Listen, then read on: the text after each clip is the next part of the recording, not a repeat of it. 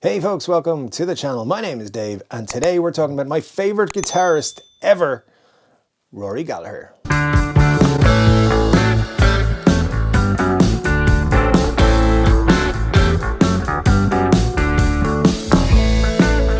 Yes folks, thanks for joining me. We are in fact doing a rock and roll profile of my favourite guitarist of all time, Rory Gallagher. Now, just before we dive into it too much, could you hit that subscribe button and the like button? Do all the things, and if you like or don't like what I'm saying, hit a comment in the thingy me bob, because that's all YouTube's.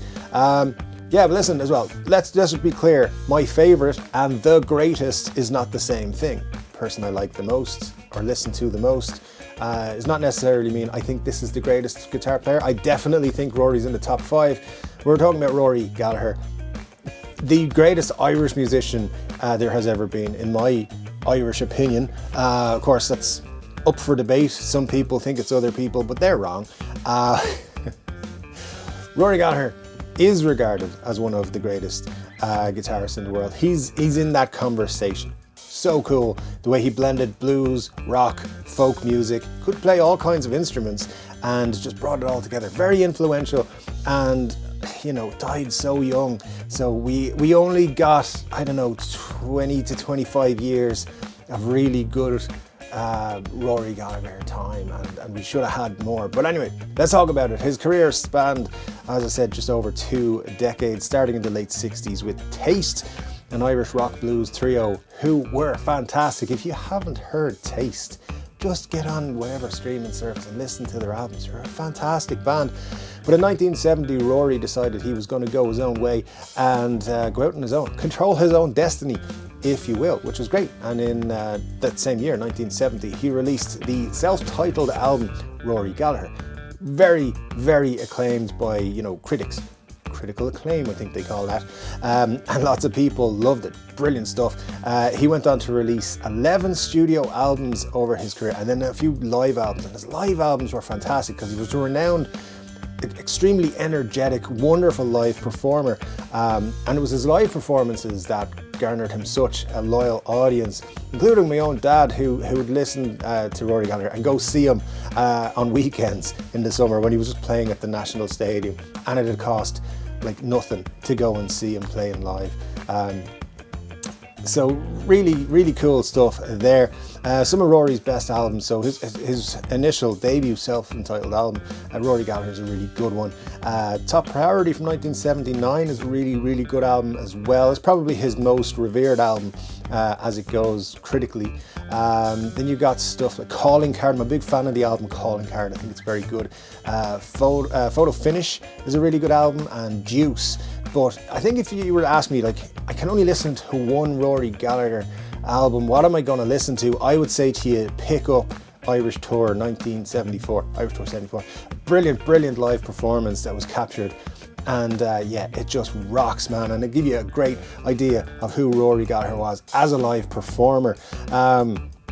Interestingly though, in 1975, Rory had the chance to join the Rolling Stones, who were looking for a replacement guitarist after Mick Taylor had just left the band after a 5-year stint. The story goes that Mick Jagger personally called up Rory and said, "Hey, join me in the band." Rory was flattered and went along with everything. I believe there was a jam session was had and stuff like that. And he was friends with the Rolling Stones from meeting them on the road.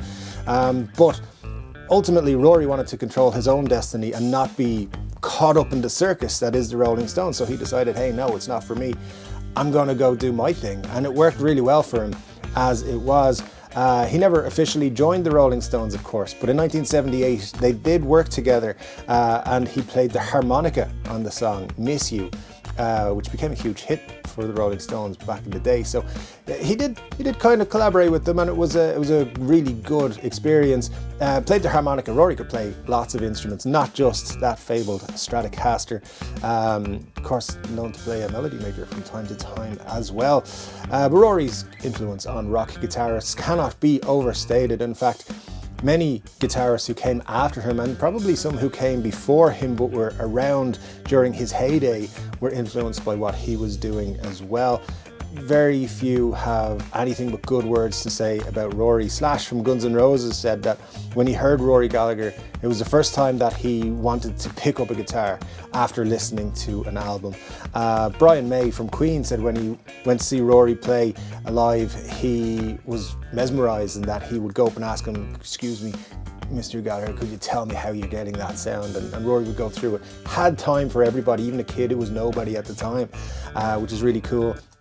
And then, of course, Brian May was actually famed for bringing around a Rory Gallagher album with him everywhere he went.